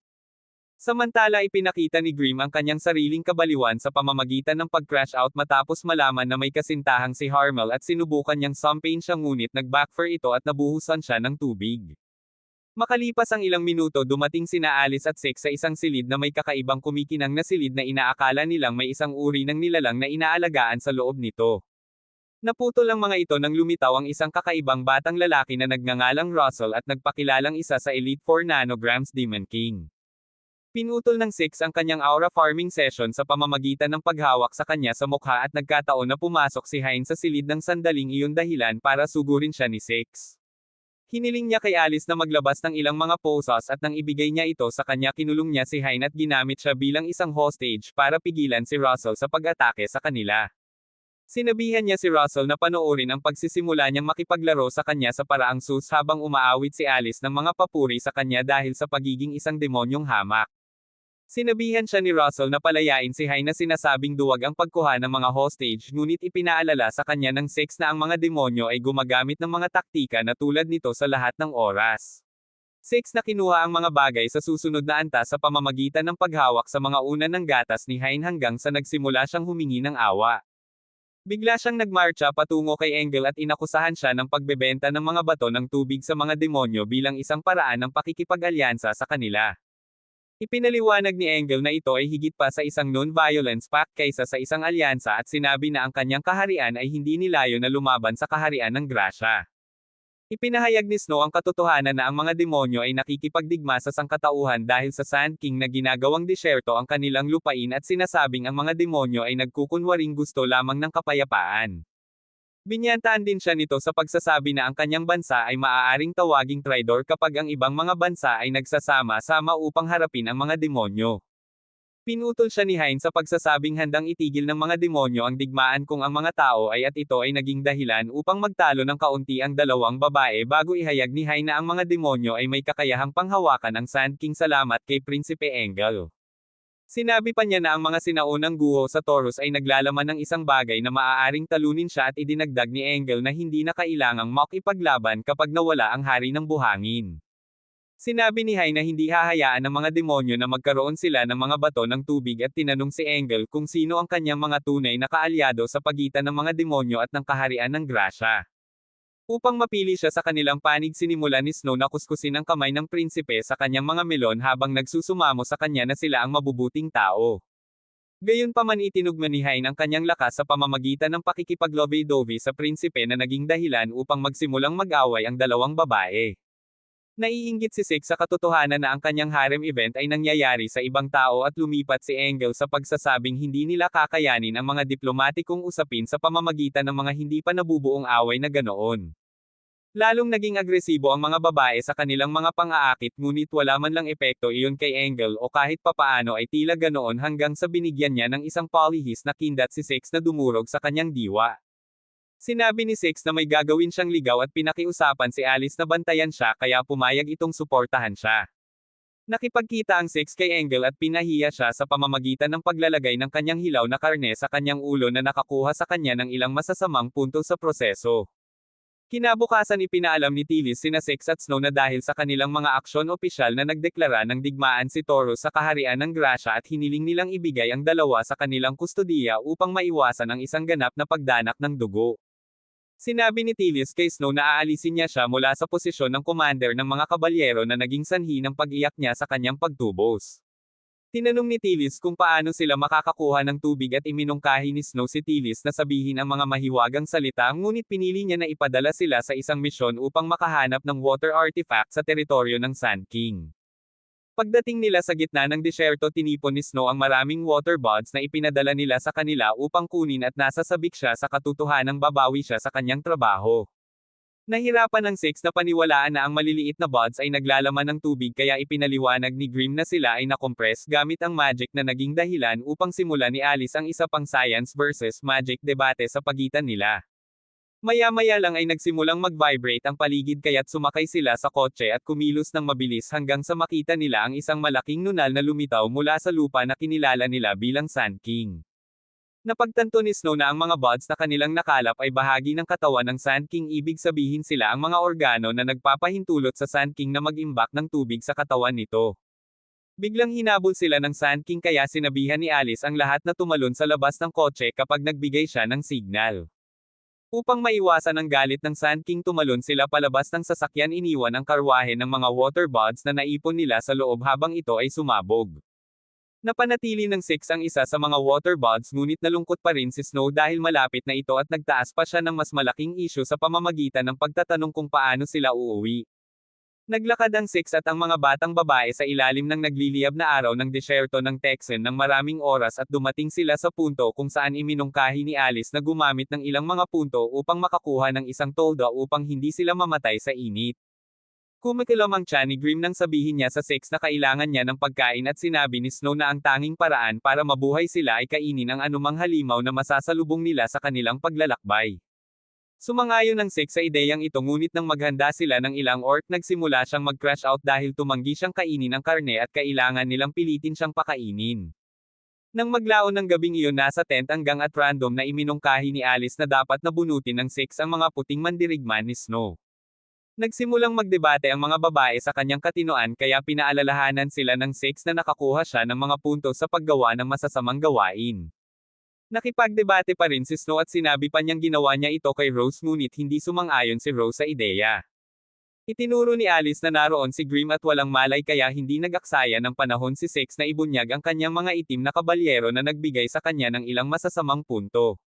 Sa ika-4 na araw ang araw ay naging napakatindi na sila ay naglalakbay lamang sa gabi, ibig sabihin ay hindi sila nakatagpo ng anumang mahiwagang hayop na nag-iwan sa kanila ng walang pagkain. Sa ika-6 na araw napagtanto ng Six na ang lahat ng kanyang mga pagsisikap na makakuha ng mga puntos mula sa isang walang malay na si Grimm ay hindi na gumagana kabilang ang kanyang mga pagtatangka na makakuha ng mga negatibong puntos kaya siya ay nanumpa na makakuha ng 1 toneladang masasamang puntos sa pamamagitan ng paggawa ng mga bagay kay Astereth kapag siya ay nakabalik. Sa ika-7 araw sinubukan ng Six na makakuha ng mga puntos sa pamamagitan ng pagsilip sa mga plot armors ni Snow ngunit hindi ito gumana kaya inakusahan niya itong tinatangkilik ang karanasan na naging dahilan upang muling habulin siya nito gamit ang kanyang espada. Naglalakad sila ng gabing iyon nang magkaroon ng random na epiphany tungkol kay Rose na isinalin niya na ang ibig sabihin ay gusto niya ng mabagsik na aksyon kasama siya. Alam ng Six na ang pagkakaroon ng mga puntos mula kay Rose ay tatawid sa isang linya kaya nagpa siya siyang gumawa ng isang bagay na mas wild kaysa sa anumang nagawa niya noon kay Rose. Nagkaroon ng face-off ang dalawa sa kalaunan kung saan sinabi niyang kailangan niyang haburin ang lahat ng armors nito at tumayo ito gamit ang espada habang sinasabing isuot ito. Sinubukan niyang kumbansihin siya na hayaan siyang sumama sa kanya sa pamamagitan ng pangako na bibigyan siya ng isang bihirang bagay na maaaring magpapahintulot sa kanya na magbayad ng utang para sa espada. Tinanong ni Alice kung bakit napakalaban ni Snow sa Six sa kabila ng katotohanang pinagmamasdan niya ang isang pangit na hamak na angel ilang araw na ang nakakaraan at sumagot siya na nabulag siya sa kanyang kayamanan. Sinubukan ni Snow na laslasin si Six gamit ang kanyang espada ngunit tuluyang bumagsak at hinimok siya ni Alice na kunin ang kanyang pagkakataon habang siya ay bahagyang namamalayan. Sumagot si Six na hindi niya kaya dahil itinuring niya ito bilang tumatawid sa isang linya at bigla na lang nag-move on sa kanya si Rose. Nag-alinlangan siya noong una ngunit sa huli ay naglaro siya at dinala niya si Alice sa labas para walang saksi. Six at Rose ay medyo romantikong yapang hanggang sa tumigil si Alice sa kanilang momentum sa pamamagitan ng pagtatanong kung ano talaga ang gusto nilang gawin sa isa't isa. Inakala ng Six na gusto niyang paglaruan ang kanyang controller ngunit ibinunyag niya na talagang gusto siyang kainin dahilan upang tumakbo ito palayo sa kanya hanggang sa maipit siya nito. Nagsimulang kumilos si Rose na parang isang ganap na psycho kaya umalis si Alice na mag-isa sa silid upang magkaroon ng labanan at ito ay nauwi sa pagbibigay ng Six na sapat na masamang puntos upang umorder ng isa pang sakay para sa kanila. Nang bumalik sila sa kaharian ipinaalam ni Tilly ang Six at Alice na ang pinag-isang puwersa ng mga demonyo at Taurus ay aatake na sa kanila sa lalong madaling panahon at binigyan niya sila ng isang misyon na pigilan sina Hein at Russell sa pagkuha ng kanilang mga kamay sa isang sinaunang sandata na sinasabing magagawang talunin ang Sand King na mas masaya nilang tanggapin. Makalipas ang ilang araw ipinagdiwang ni Astaroth at ng iba pang empleyado sa Kusarigi Company ang kanilang kaligtasan sa ganting atake ng bayani at naisip niya kung medyo madali lang ba ang ginagawa nila. Sinabi ni Belial na ang gabing iyon ay isang gantimpala para sa lahat ng pagsusumikap na ginawa ng kanilang mga tripulante ngunit sinabi ni Astaroth na kakaiba ang pakiramdam dahil ang Six at ang kanyang mga tauhan ay nakikipaglaban habang sila ay nagpapahinga. Sinabi ni Belial na ayos lang dahil nagsusumikap ang mga empleyado upang magsaya ang mga pinuno at pagkatapos ay nagsimula siyang makipaglaro sa kanyang mga melon habang nagre-record si Lilith na nakakuha ng ilang masasamang puntos sa proseso. Samantala bumalik si Six sa kanyang silid kung saan si Alice at Tigerman ay nanlalamig at siya ay bumulong tungkol sa kung paano siya muntik nang mamatay sa disyerto dahil pinigilan siya ni Astaroth na makakuha ng mga negatibong puntos. Bigla silang nakatanggap ng mail mula kay Lilith na isang espesyal na live show na sinabi niyang walang empleyadong dapat makaligtaan. Nakaramdam ng unmotivated si Six ngunit nang magsimula ang video sumugod si Six sa screen nang makita niyang sina Astaroth at Belial ang naglalaro sa kanilang mga swimsuit. Kasabay nito ang mga empleyado ng Kusarigi ay nakatitig sa resulta ng isang survey na kanilang ginawa na kung saan ay ang pagpili kung sino ang kanilang ideal na boss at ipinahayag ni Lilith sa iba pang dalawang boss na ito ay ideya ng Six. Sinimulan niyang sabihin sa kanila ang tungkol sa ilang iba pang kakaibang kontrabida na nagustuhan siya habang ginagamit ang kanyang mga bot upang makuha ang pinakamakatas na mga kuha ng kanilang mga katawan at si Six na nanunood sa kanyang computer ay nakaramdam ng inggit sa katotohanan na sila ay nagsasaya nang wala siya. Inihayag ni Alice na ginagawa ni Lilith ang broadcast na iyon upang makakuha ng mas maraming boto sa survey at kalaunan ay sinabi ng video sa mga manunood na mag-subscribe kung gusto nila ng higit pa. Sanay na ang Six na gumamit ng mga kultural na site na tulad nito kaya hindi siya nag-aksaya ng oras para mag-subscribe para lang makita ang mga kalunos-lunos na pagtatangka ni Lilith na magmukhang hot sa video form. Pinag-uusapan ni Astaroth at Biliel ang tungkol sa pagtaya kung sino sa kanila ang mananalo kaya buong kumpiyansa na ipinahayag ni Lilith na siya ang mananalo habang si Aura ay nagsasaka. Ang duo ay hindi humanga sa kanyang kumpiyansa ngunit dahil alam nilang bumili siya ng mga boto at itinuro ni Astaroth ang katotohanan na si Biliel ang kasalukuyang nangunguna sa mga chart dahil gusto siya ng mga empleyado. Inaliw ni Biliel si Astaroth sa pagsasabing tiyak na pahalagahan din siya ng ilang empleyado dahil sa katotohanang lagi niyang iniisip kung ano ang makakabuti para sa kanila at sinabi ni Astaroth na wala siyang pakialam sa alinmang paraan. Gayunpaman nang tanungin ni Lilith kung gusto nilang malaman kung sino ang ibinoto ni Six ay agad siyang namula sa kahihiyan at ipinagmamalaki ni Six kung paano sila tinutokso ni Lilith. Si Lilith ang nag-udyok kay Astaroth na sabihin ang kanyang isip sa pamamagitan ng pagturo na silang tatlo lang sa lugar na iyon kaya inamin ni Astaroth na may pakialam siya kung sino ang ibinoto ni Six at nagpatuloy sa pag-uusap kung paano naging close silang dalawa mula noong araw na sumali siya sa korporasyon. After rain ng compliments Tahim ay nagsimula na siyang magkwento kung gaano niya kagustong maging milk mommy niya. Hindi alam na naririnig siya ng lahat kasama si Six at pagkatapos ay pumunta siya sa isang mataas na lugar para magbigay ng matapang na villain speech ngunit sa huli ay nakita niya ang kanyang sarili na pinapanood ng bawat empleyado sa kanilang mga telepono. Agad niyang binuwag si Lilith bilang ganti bago nalunod sa kahihiyan at sinabihan ni Biliel si Lilith na gumawa ng isang bagay tungkol sa kasalukuyang maasim na mood ni Astaroth kaya nag-video call siya kay Six at hiniling na kausapin niya si Astaroth. Sinabi ni Six na may kasuklam-suklam na ekspresyon sa kanyang mukha na ni-record niya ang broadcast at binalak na panoorin ito araw-araw habang nag-uunat ng mga parte ng kanyang lalaki sa banyo at dahil dito ay napahiya siya kaya tumalon siya sa pool para magpalamig. Inilabas ni Biliel si Astaroth mula sa pool at dinala siya sa mga resulta ng survey na iniisip na ang kanyang madamdamin na pagpapakita ay nanalo sa puso ng mga tao ngunit sa huli ay nakita nilang si Lilith ang nasa itaas. Agad na sinimulan ni Biliel ang mga akusasyon kay Lilith na naging dahilan upang magtalo sila ng kaunti bago itinuro ni Astaroth na ang bilang ng boto ni Lilith ay lumampas sa bilang ng mga ahente na mayroon sila sa kanilang kumpanya. Pinatunayan nito na si Lilith ay gumawa ng mabuti sa lahat ng malpractice sa internet kaya pinarusahan siya ni Biliel sa pamamagitan ng pagsunog sa kanya ng buhay bago hilingin sa mga autoridad na tanggalin ang kanyang mga peking boto. Pagkatapos nagsimulang mag-usap sina Astaroth at Six sa video call tungkol sa kung paano palaging binubuli ni Six ang mga tao para iboto siya at sinabi niyang hindi niya talaga gustong maging numero 1 ngunit pinasalamatan siya sa tulong nito. Bigla nilang napansin na ang mga boto ni Lilith ay tumaas pabalik sa unang pwesto na may mas nakakabaliw na bilang ng boto at nang tanungin siya ni Biliel ay isiniwalat niya na mayroon siyang backup na plano na hindi kasama ang pagdaraya. Tinanong ni Astaroth kung sigurado ba siyang hindi siya nanloloko dahil sa katotohanan na ang kanyang mga numero ay lumampas sa bilang ng kanilang empleyado at inamin ni Lilith na kumuha siya ng mas maraming empleyado para sa layunin ng survey na iyon kung saan sinabi ni Biliel na siya ay mas malaking tanga kaysa Six. Tinanong ni Astaroth kung paano niya balak bayaran ang mga ito at sinabi ni Lilith na hindi niya gagawin dahil sila ay isang masamang korporasyon. Sinabi nila na paparusahan nila siya para sa kanyang mga aksyon at pagkatapos ay nagsimula siyang humagulgol tungkol sa kung gaano kahirap para sa isang washboard na tulad niya na makakuha ng mga boto laban sa Jiggly duo ni Astaroth at Biliel sa normal na paraan kung kaya't kailangan niyang gumamit ng mga taktika. Nagsimula siyang makakuha ng masasamang puntos sa pamamagitan ng paglalaro sa kanilang mga pukana hanggang sa parusahan siya ng mga ito sa pamamagitan ng pambubugbog sa kanya gamit ang kanilang mga kapangyarihan. Pagkatapos pribadong tinanong ni Astaroth si Six kung sino ang kanyang binoto ngunit bago pa siya makasagot nagsimulang tumunog ang alarma na nagpapahiwatig na may ilang mga bayani ang sumalakay sa kanilang base. Nagtaka sila kung paano nila natagpuan ang mga ito kaya itinuro ni Alice na dahil ito sa pipeng ideya ni Alice na ice cream sila sa mundo. Sinabi ni Biliel ang ilang mga salita ng pagganyak sa mga kontrabida nang kumilos sila laban sa mga sumasalakay na bayani at si Astaroth ay nagbigay ng bagong utos sa Six na hindi matatalo laban sa hukbo ng Demon Lord.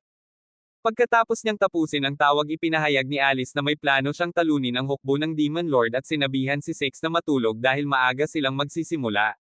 Nang umalis siya sinabi niya kay Tigerman na siya ang humiling na aiban siya sa pagkuha ng mga negatibong puntos dahil gusto niyang makakuha ng pabor mula sa kanya nang hilingin niya sa kanila na alisin ang pagbabawal. Kinaumagahan nag-alok si Tigerman na sumama sa kanila sa paggalugad sa mga guho, ngunit sinabi ni Alice na pinakamahusay na hatiin nila ang kanilang mga puwersa dahil ang pinag-isang puwersa ng hukbo ng Demon Lord at Taurus ay sumalakay na sa kaharian. Ipinakita niya sa kanila ang isang lugar sa mapa kung saan sinabi niyang hahawakan ng mga kabalyero ang mga mandirigma mula sa Taurus at sinabihan si Tigerman na pigilan ang hukbo ng Demon Lord. Sinabi ng Six na hindi kayang hawakan ng Tigerman ang isang buong hukbo ng demon ng mag-isa, ngunit itinuro niya na ang larangan ng digmaan ay nakabalangkas tulad ng isang gubat na may sapat na mga lugar ng pagtambangan para sa Tigerman upang mahawakan ang ilang WS.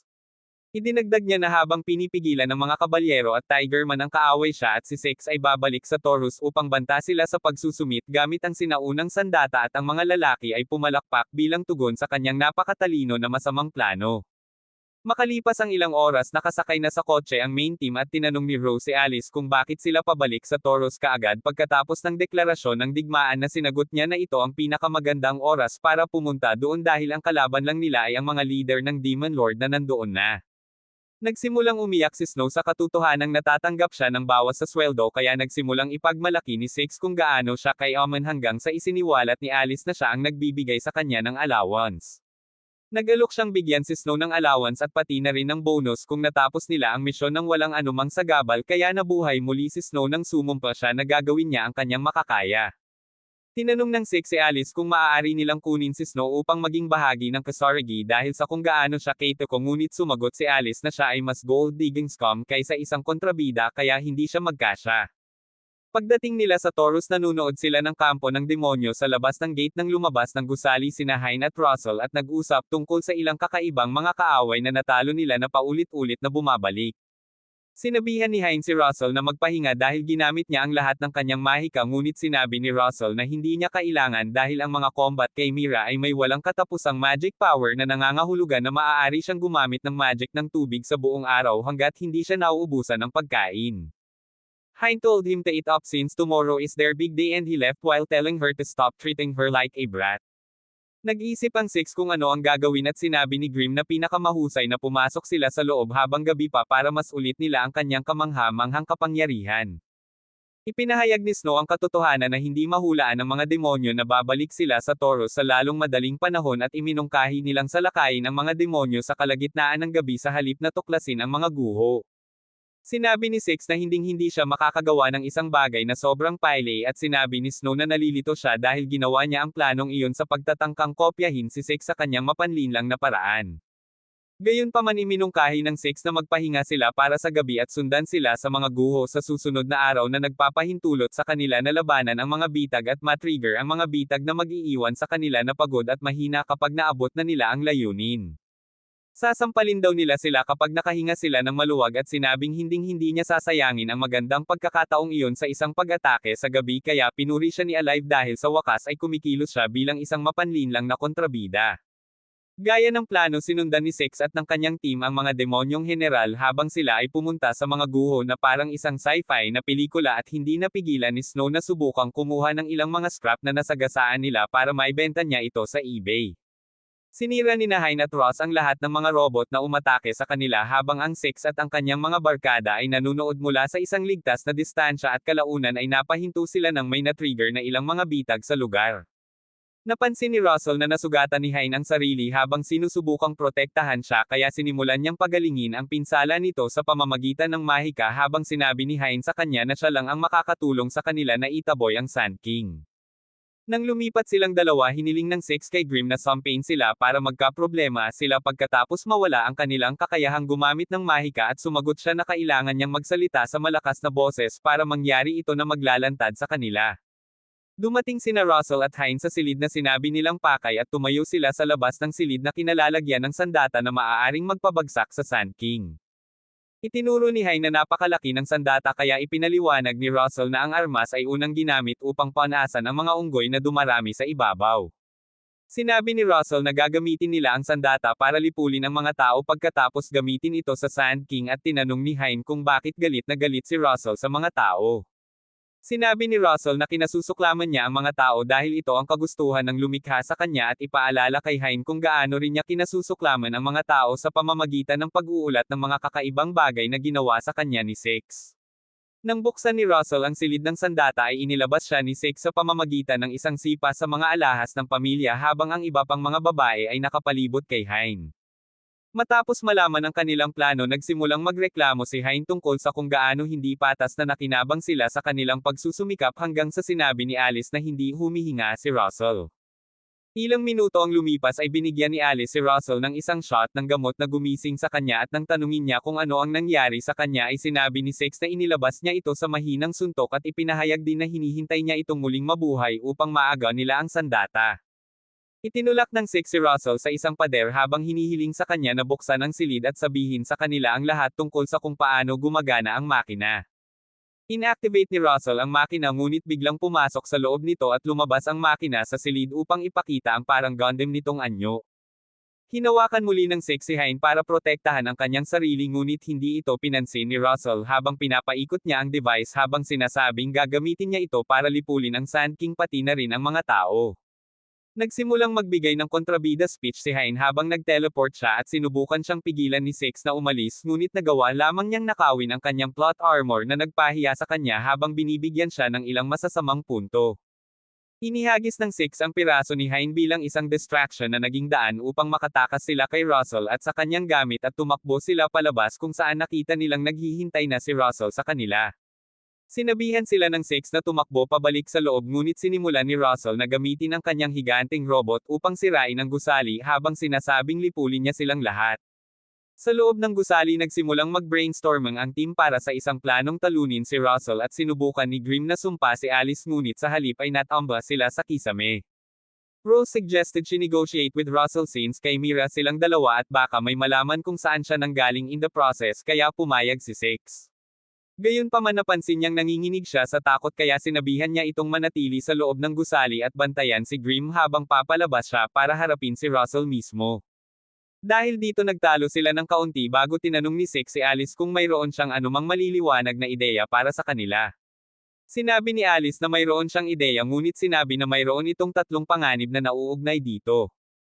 Tungkol sa unang dalawang panganib tinanong niya si Six kung handa siyang pumunta sa mga negatibong masamang punto at nagulat siya dahil naisip niya mawawalan siya ng kakayahang gawin iyon. Ibinunyag niya na humiling siya ng pagbabawal sa mga negatibong puntos maliban sa kaso ng isang emergency dahil alam niyang hindi siya titigil sa pagpunta dito kung hindi niya gagawin. Sinabi niya ang insidente sa disyerto na isang malinaw na emergency ngunit sinabi ni Alice na hindi niya inaktibo ang mga negatibong puntos dahil naniniwala siya sa kanyang mga kasanayan sa kaligtasan. Hiniling niya sa kanya na sabihin sa kanya ang huling panganib na iyon kaya isiniwalat niya na ang huling panganib ay ang katotohanang kailangan niyang labanan ang halimaw ng mag-isa para makabili ng oras at iniabot sa kanya ang libro at panulat na karaniwan niyang ginagamit sa pag-order ng mga bagay mula sa kumpanya. Tiniyak sa kanya ng Six na aalagaan niya ang halimaw at nagmamadaling lumabas ng gusali para gawin iyon habang ang iba pang mga babae ay nagmamadaling bumalik sa silid kung saan nananatili ang robot. Sinabi ni Alice na kailangan niya ng mabibigat na kagamitan upang makabuo ng isang bagay na makakatulong sa kanila na harapin si Russell at sinabihan silang tulungan siyang gawin ito ng mas mabilis dahil sa mas maraming oras na nasasayang nila ay mas nasa panganib ang buhay ng Six. Sinabihan ni Russell ang mga nakapaligid na demonyo na pumunta sa gusali upang tugisin ang mga babae ngunit inilabas sila ng Six bago nilapag ang isang sipa sa robot na hindi ito natinag. Sinabi ni Russell na walang paraan na matalo ng tao ang kanyang makina at sinabi ni Six na kailangan lang niyang gastusin ang lahat ng enerhiya nito. Gayunpaman ipinahayag ni Russell na ang makina ay tumatakbo sa enerhiya ng buhay ng piloto na nangangahulugang ang isang Chimera na tulad niya ay maaaring pumunta para sa isang nakatutuwang tagal ng panahon.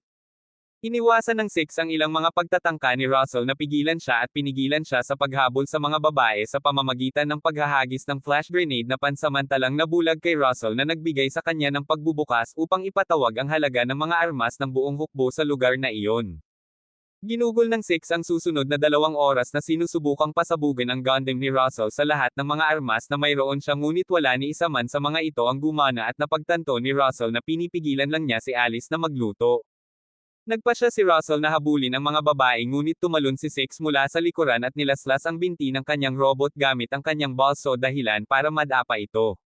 Sinubukan ng Six na tumakas ngunit ipinwesto ni Russell ang pagkahulog sa paraang dumapo sa kanya ang robot. Sinimulan siyang durugin ni Russell gamit ang robot hanggang sa nagpakita si Alice sa isang malaking spider na parang robot na kinilala ng Six bilang isang napakalakas na trump card na tinatawag na Destroyer. Matapos ang ilang mga salita ng paghihikayat ng Six, Alice ay sinisingil sa bot ni Russell na nagdulot ng isang malaking pagsabog na bomb alot sa lugar. Makalipas ang ilang oras nagising si Six sa isang hospital bed kung saan sinabi sa kanya ni Alice na madali niyang pinalakpakan si Russell at ang kanyang robot. Idinagdag niya na nahuli ni Snow si Russell at nakuha niya ang mga tao ng Taurus na umatras sa pamamagitan ng pagbabante na tuhog sa kanila ng maninira. Nagtanong si Six tungkol sa iba pang hukbo ng Demon Lord kaya isiniwalat niya na ginawa silang lahat ng Tiger Man na mga laruan ng ngumunguya at kinuha pa ang kanilang lupain. Nang mapansin niya na nakalabas ang kanyang pang-ibaba ay tinanong niya kung pinaglalaroan niya ang kanyang Chonchon Maro habang natutulog ito, ngunit sinabi nitong tinutulungan lang niya itong ilabas ang mga dumi sa katawan nito. Ibinunyag niya na 3 araw siyang nasa labas at pinigilan ang kanyang insecurities sa pamamagitan ng pangakong aalagaan siya kahit na siya ay naging isang matandang gulay. Pagkatapos binisita nila si Russell sa kanyang selda ng kulungan at sinubukan ng Six na gumawa ng isang kasunduan na magbibigay sa kanya ng solusyon sa problema sa tubig ng lungsod kapalit ng kalayaan, ngunit hindi sumang-ayon si Russell na nagsasabing hindi niya ipagkakanulo ang panig ng Demon Lord. Nagsimula siyang kumilos ng magarbo sa pamamagitan ng pagsasabi na kaya niyang labanan ang anumang uri ng pagpapahirap na ilapat nila sa kanya kaya hinayaan ng Six na si Tiger Man ang kumuha ng interogasyon. Pumasok si Tiger Man sa kulungan at nagsimulang gumawa ng sus moves kay Russell hanggang sa huli siyang sumuko at pumayag na gumawa ng tubig para sa lungsod. Kinabukasan nanlalamig si Six sa mga babae nang magsimulang mag-angle si Grimm kaya nagpasya siyang manahimik sa pamamagitan ng pagpilit sa kanya na magsuot ng ilang medyas na iniutos ni Alice. Sa sandaling iyon nagsimulang masunog si Grimm at sinubukan nilang lumikas sa lugar ngunit hindi ito napigilan sa kanyang pagsabog. Bumalik sa kanilang base si Astereth ay nakakuha ng ulat mula sa Six na nagsasabing matagumpay ang kanilang misyon at naisipan niyang sumama sa kanila habang si Belil ay abala sa pagsasanay sa pinili at Faustus na kanyang na-recruit sa kumpanya. Kasabay nito si Six ay nanlamig kasama si Alice sa isang bangin kung saan tinanong niya kung kailan niya masisiyahan ang buhay ng isang harem king at sumagot siya na magkakaroon siya ng pagkakataon kapag nasakop niya ang bawat planeta sa ilalim ng mga bituin. Alam ng Six na walang pagkakataon na magtagumpay siya sa planong iyon kaya nagpasya siyang sakupin ang planetang kinaroroonan nila at magsimula ng sariling harem na nagpangiti kay Alice. Magkomento ng mga baldado na plots para sa panalo kung sa tingin mo ay si Six ang may kakayahang gumawa ng harem kasama si Grimm. Iyon lang para sa video ngayong araw.